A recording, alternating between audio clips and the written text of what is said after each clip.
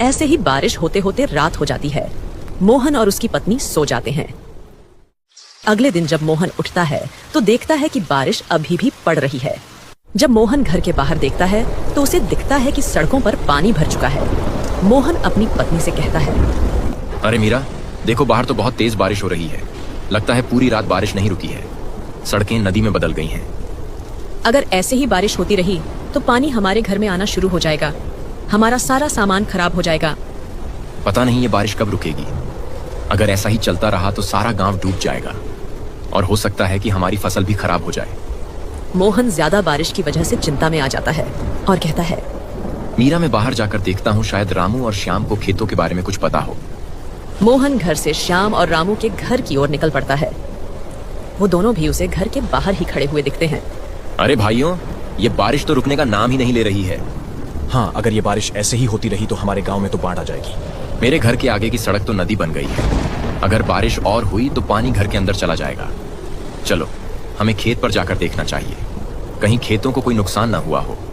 तीनों बारिश में अपने खेतों की ओर निकल पड़ते हैं। चलते चलते जहां तक उनकी नजर जा रही थी वहां तक पानी ही पानी था।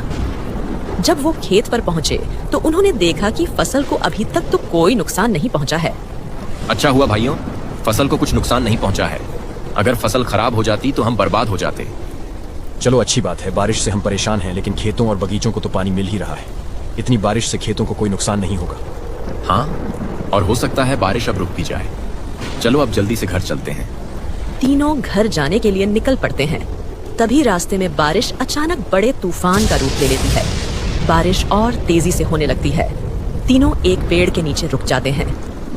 अरे, ये बारिश तो तूफान में बदल गई। अब तो बारिश और तेज हो गई है। अब क्या होगा?